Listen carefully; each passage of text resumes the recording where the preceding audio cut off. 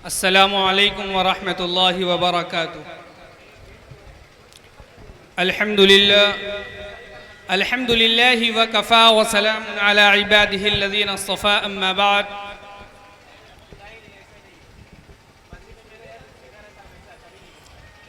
फ़क़द क़ाल अल्लाहु तआला फ़िल क़ुरानिल मजीद, अऊज़ु बिल्लाहि मिनश शैतानिर रजीम, बिस्मिल्लाहिर रहमानिर रहीम,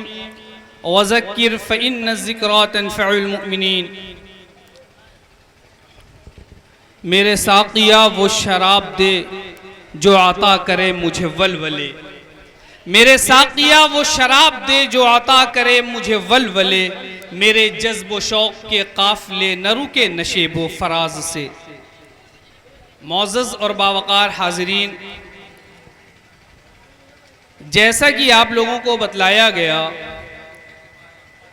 हस्बे इत्तिला आपके सामने हाजिर हूँ, लेकिन कब्ल इसके कि अपनी बात की इब्तिदा करूँ और इस कारवे को आगे लेकर अपने नातवा कंधे पे बढ़ूँ, मैं ये चाहता हूँ कि जो सिलसिला है आमदो रफ्त का, जो ये मेरे भाई साइड में खड़े हुए हैं, उन तमाम हजरात से दरख्वास्त है कि जलसागाह में तशरीफ़ रखें और पुरसुकून माहौल बनाए रखें, ताकि बहुस्न खूबी इस जलसे को, इस प्रोग्राम को इख्तिताम तक पहुँचाया जा सके। अल्लाह रब्बुल इज़्ज़त का एक दस्तूर है, एक उनकी सुन्नत है कि जब भी ज़लालत व गुमराही की तेज़ व तुंद हवाएं चलने लगती हैं और जबीने इंसानियत खम आलूद हो जाया करती है और ज़मीन अल्लाह के सजदे को तरसने लगती है, तब अल्लाह की गैरत को जलाल आता है और फिर सुलगते माहौल में, जहां पर इंसानियत कारे मजल्लत के किनारे खिड़ी सिसकियां ले रही होती है, ऐसे मौके पर अल्लाह ताला इंसानों की रहनुमाई के लिए इब्तिदाए आफरीनश से, जब से दुनिया को वजूद बख्शा गया, तब से लेकर आज तक ये सिलसिला चलता रहा कि अल्लाह ने बरगुज़ीदा शख्सियात के सिलसिले को रवां दवां फरमाया और इंसानों की रुश्द व हिदायत के लिए, उन्हें सीधे रास्ते पर चलाने के लिए और उन्हें ये याद दिलाने के लिए कि अपने बेनूर चरागों को ज़िया दी जाए, अपने बेनूर चरागों को ज़िया दी जाए, ना कि हमसाये की किंदील बुझा दी जाए। और कब्र का चौखटा खाली है, इसे ना भूलो। कब्र का चौखटा खाली है, इसे ना भूलो। न जाने कब कौन सी तस्वीर सजा दी जाए।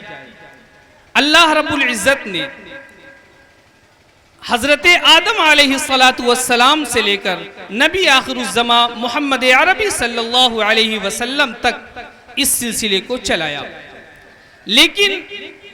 आप सल्लल्लाहु अलैहि वसल्लम के इस दुनिया से चले जाने के बाद ये जिम्मेदारी और ये फराइज और ये रिस्पॉन्सिबिलिटी इस उम्मत की क्लीन क्रीम पर्सनैलिटीज के ऊपर हो गया कि जो सुतूदा सिफात शख्सियात हैं इस मिल्लत के, वो अफराद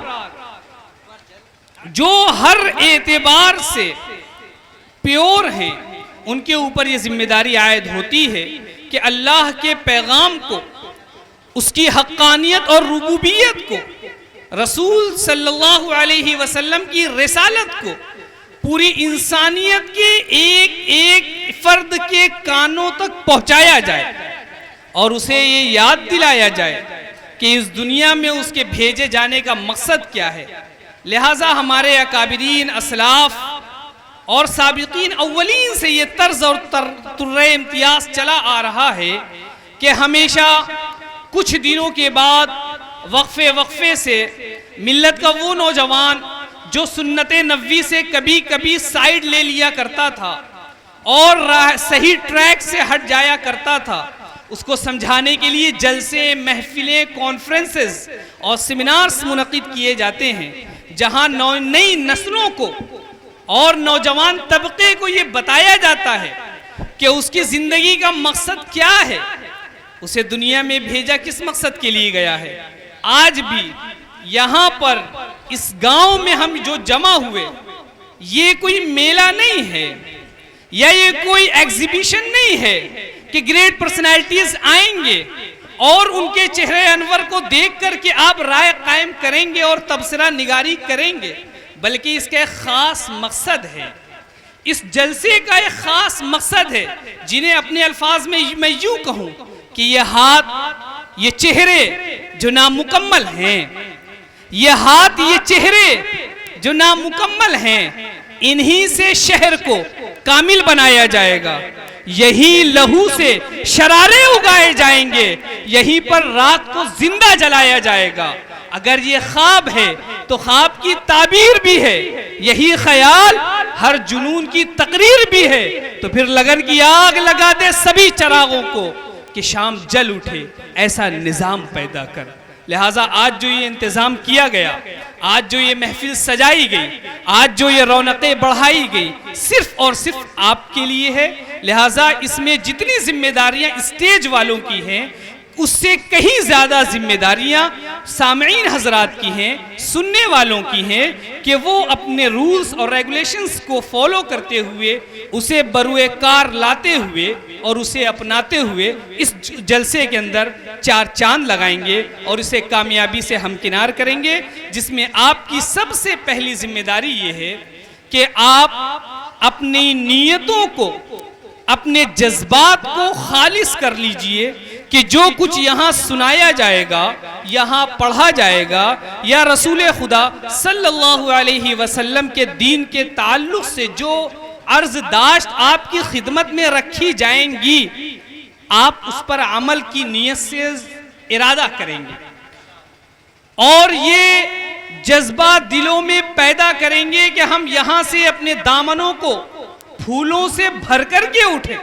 ये नहीं कि खड़े होते ही दामन झाड़ करके सारी कीमती बातों को इसी कालीन के हवाले करते चले जाएं, बल्कि एक मकसद के तहत कि अपनी जिंदगी के अंदर इनकलाब पैदा करेंगे, क्रांति लाएंगे, चेंजेस लाएंगे कि जिस ट्रैक पे हमारी जिंदगी चल रही है हम उससे हटाकर अपनी जिंदगी को रसूल खुदा सल्लल्लाहु अलैहि वसल्लम की जिंदगी के मुताबिक चलाने की कोशिश करेंगे।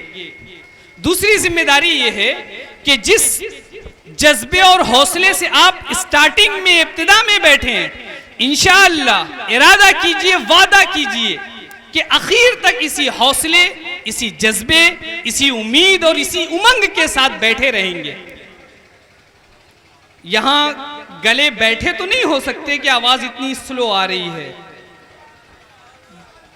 मैं आपको बताता चलूं, इस उम्मत की ये खासियत है कि इसे सिर्फ इरादा करने पर सवाब मिलता है, अमल करेगा तो कितना मिलेगा। एक वाकया कोट करता हूं कि अल्लाह के रसूल सल्लल्लाहु अलैहि वसल्लम ने इरशाद फरमाया कि मेरी उम्मत का एक बहुत बड़ा तबका बगैर हिसाबो किताब के जन्नत में चला जाएगा। इतना सुनना था कि मजमे में से एक सहाबी हजरत उकाशा रजी अल्लाह ताला अन्हु खड़े हुए और कहने लगे कि ऐ अल्लाह के रसूल सल्लल्लाहु अलैहि वसल्लम, क्या हम भी उसमें से होंगे? क्या मैं भी उन बरगुज़ीदा लोगों में से होऊंगा? तो अल्लाह के रसूल सल्लल्लाहु अलैहि वसल्लम ने फरमाया, हाँ तुम उनमें से होगे। उनको देखने के जस्ट बाद एक दूसरे सहाबी खड़े हुए और कहने लगे, ऐ अल्लाह के रसूल, क्या मैं भी उनमें से होऊंगा? तो अल्लाह के रसूल सल्लल्लाहु अलैहि वसल्लम ने इरशाद फरमाया कि उकाशा बाजी मार ले गए। इन्होंने नीयत पहले की,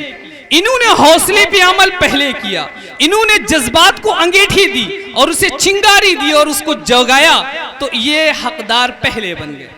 लिहाजा आप तमाम हजरात भी इरादा करें कि इंशाअल्लाह रसूल सल्लल्लाहु अलैहि वसल्लम के ताल्लुक से जो ये बातें सुनाई जाने वाली हैं उन पे हम अमल करेंगे और इसी नीयत से आखिर तक बैठेंगे ना साहब तमाम हजरात।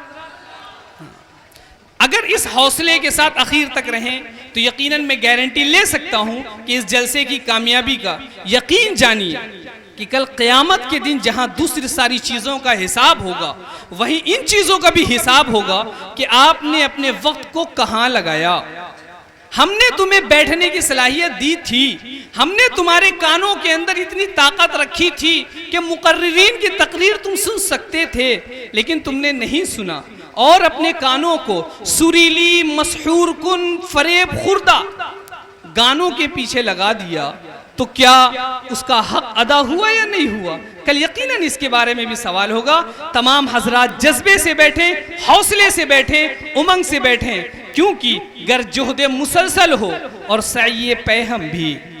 गर जोहदे मुसलसल हो और सईये पैहम भी, तो सहरा में निकल आए गुलजार की गुंजाइश, और उठ के फिर से गिरते हैं, गिर के फिर से उठते हैं, हौसले हवादिस की ठोकरों में पलते हैं, हौसले हवादिस की ठोकरों में पलते हैं। लिहाजा तमाम हजरात इन चंद अर्जदाश्त के बाद